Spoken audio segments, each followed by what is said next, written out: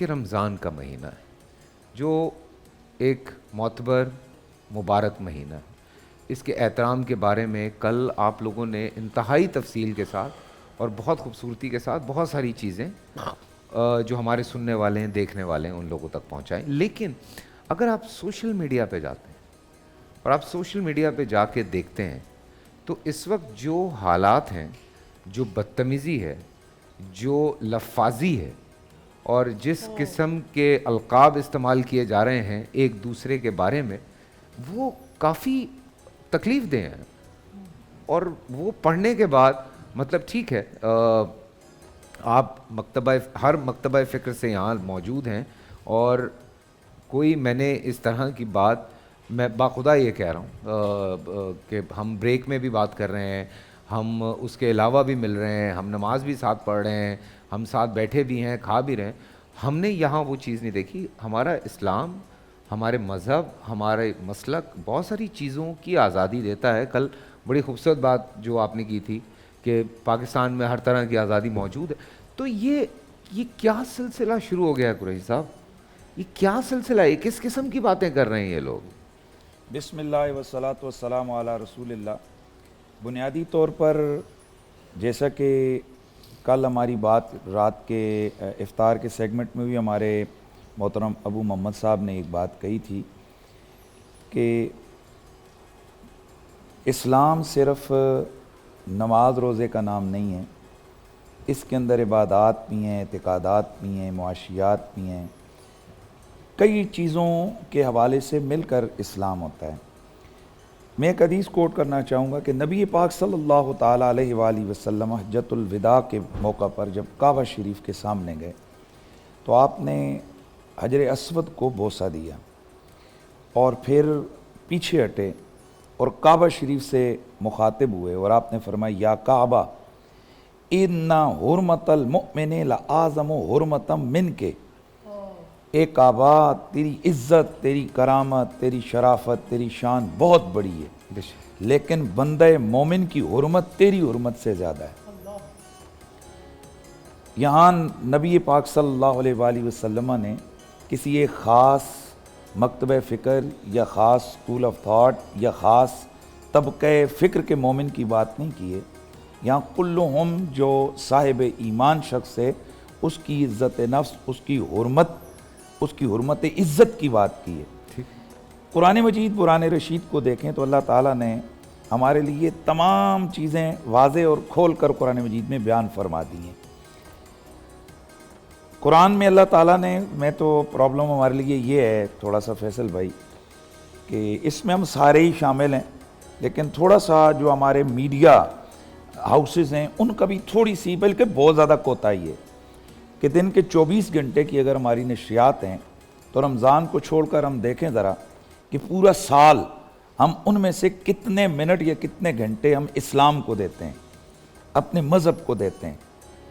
اور جس وقت اگر ملک کے اندر یا معاشرے کے اندر کوئی انہونی ہو جاتی ہے, ان ایکسپیکٹڈ بات ہو جاتی ہے, خلاف شریعت بات ہوتی ہے, تو ہمارے یہی میڈیا ہاؤسز اس کے اوپر 10 نہیں 20 گھنٹے پروگرام کر رہے ہیں. بچے کے ساتھ یہ ہو گیا, بچی کے ساتھ یہ ہو گیا, فلاں جگہ یہ ہو گیا.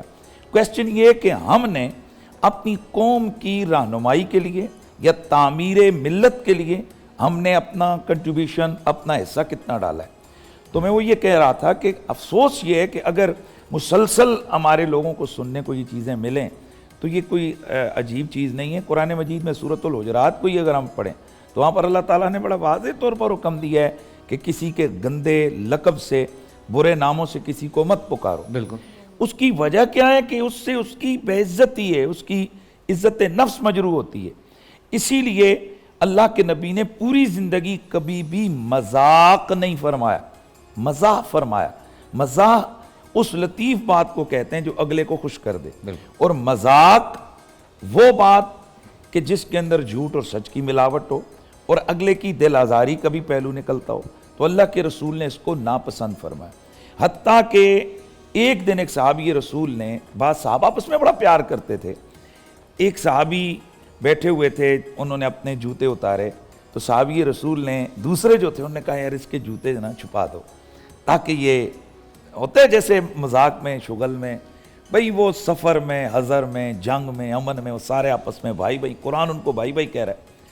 اچھا اب وہ صحابی اٹھے اور انہوں نے اپنے جوتے نا تلاش کرنے شروع کر، کدھر ہوا کدھر ہوا، پھر صاحب نے خوشی کا اظہار کیا کہ او اس نے ایسے عام طور پر ہوتا ہے. یہ واقعہ ایک صحابی نے جا کر اللہ کے رسول کی خدمت میں عرض کر دیا کہ حضور بھی اس کی لطافت سے، یعنی اس کے اندر ایک گنا مذاق کا پہلو ہے، حضور خوش ہوں گے. اللہ کے نبی نے جیسے ہی سنا، اللہ کے نبی نے فرمایا لا یحل لأحد من المسلم، کسی بھی ایک مسلمان کے لیے یہ حلال نہیں ہے، کسی بھی مسلمان کے لیے، کہ وہ کسی دوسرے مسلمان بھائی کو ایذا دے لو کان مثل ھذا، گو کہ وہ اس طرح کی بات ہی کیوں نہ ہو. یعنی اس کا اگر جوتا چھپانے جتنی بھی اس کو تکلیف ہوئی ہے، اتنی ایذا بھی اللہ تعالیٰ پسند نہیں کرتا کہ کسی دوسرے مسلمان بھائی کو دیں. لیکن آج ہم دیکھیں، آج کسی کی عزت معافی کیا کیا جا رہا ہے، کسی سیاسی لیڈر کے ساتھ کیا کیا جا رہا ہے، معذرت کے ساتھ ہر ایک انسان کی بھی عزت ہے اور مسلمان کی بھی عزت ہے. لیکن ہم دیکھنا ہم نے یہ کہ یہ کلچر کیسے شروع ہوا، اس کا بانی اور موجد کون ہے، کیا ممبروں اور مسجدوں میں یہ کلچر شروع کیے گئے، یہاں سے کس نے ایک دوسرے کے خلاف ایسی ایسی گندے گندی آوازیں اٹھائی ہیں، فلاں ڈیزل ہے، فلاں پیٹرول ہے، اور فلاں جناب بگوڑا ہے، اور فلاں فلاں ہے. یہ کون کرتا ہے؟ اس کا مطلب ہے کہ وہ لوگ کہ جو کروڑوں لوگوں کے لیے رول ماڈل ہونے چاہیے، کیا ان کی سیرت، ان کا کردار، ان کی گفتار، ان کا اٹھنا بیٹھنا یہ اس قابل ہے کہ وہ کروڑوں لوگوں کے لیے رول ماڈل ہو؟ ان کی گفتگو اس قابل ہے؟ تو ہماری قوم کو بھی یہ بات سوچنا ہوگی کہ ہم کن لوگوں کے لیے دن رات اپنے خرچے کر رہے ہیں، دن رات سوشل میڈیا پہ رو رہے ہیں یا لڑائیاں کر رہے ہیں. تو ہمیں من حیث القوم، من حیث المسلم، من حیث الانسان اس بات کی طرف توجہ دینی ہے کہ رمضان شریف میں کم از کم تمام میرے جو سننے والے ان کے لیے میسج ہے کہ اپنے یہ جو ہاتھ میں پکڑا ہوا، معذرت سے میں نے اس کا ایک نام رکھا ہوا ہے، یہ ہم سب کے گلے لگا ہوا ہے، لیکن اس کا نام میں نے رکھا ہوا ہے کالا شیطان. ہاں جی. تو یہ کالا شیطان جو ہے نا، بعضوں کے یہ سفید ہوتا ہے، لیکن یہ کالا شیطان بہت ساری بیماریوں کی جڑ ہے. اللہ کرے کہ ہم اس کو پازیٹیو استعمال کریں، اور جو اس کے ذریعے سے ایک ٹول کے طور پر استعمال کریں کہ جس سے ہم اپنی ضروریات میں یا اپنی زندگی میں آسانیاں ہماری ہوں، رابطے کے لیے یا باقی تحقیقات کے لیے. اللہ تعالیٰ ان چیزوں سے اجتناب کی توفیق عطا فرمائے. بول انٹرٹینمنٹ کے شوز دیکھنے کے لیے ہمارے چینل کو سبسکرائب کریں اور بیل آئیکن پر کلک کرنا نہ بھولیں.